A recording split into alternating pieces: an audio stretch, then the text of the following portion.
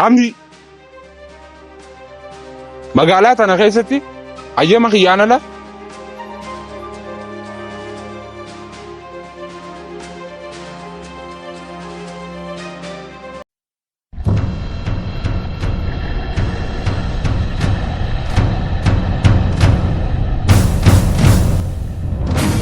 Hamdi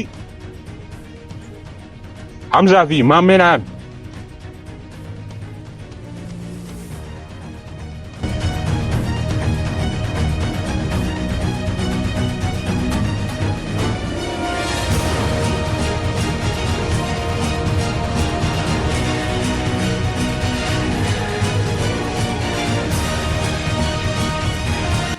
Maame Hamza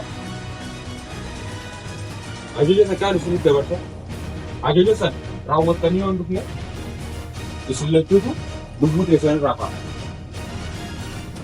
Yoomiyyuu taanaan biyyaan dhufne firreemaa fi ajaja. Kanaaf ajajaan isinit dabarsu raawwattanii dhuftan. Magaalaa tana keessatti ayyama kiyyaana ala nam takka illee waan takka godhuu hin danda'u. Kanaaf yaaldirreerraa harka mirga isaanii nin barbaade. Ammatti ajaja kana raawwattanii dhufuu dhabnaan lubbuu teessan irraa ka'a. Abakaree dabalidhaa deema.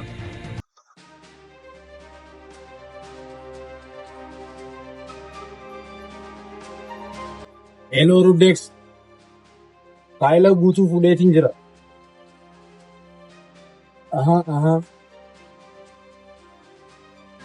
Ayyee boss.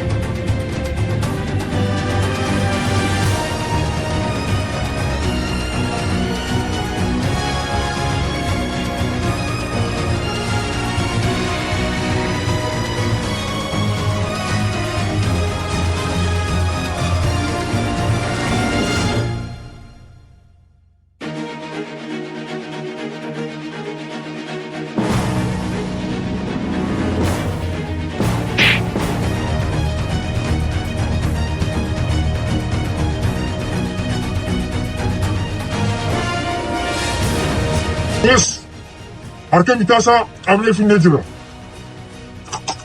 Waan barbaachisu hunda ni goona. Ajajuma kee eegganna. Waan barbaachisu hunda irraan fuudha. Maaltu jedhu? Kutuu dhabnaan? Lubbuu isaa kan qaba. Waan feete godhuu dandeessa. Waan feete jechuu dandeessa.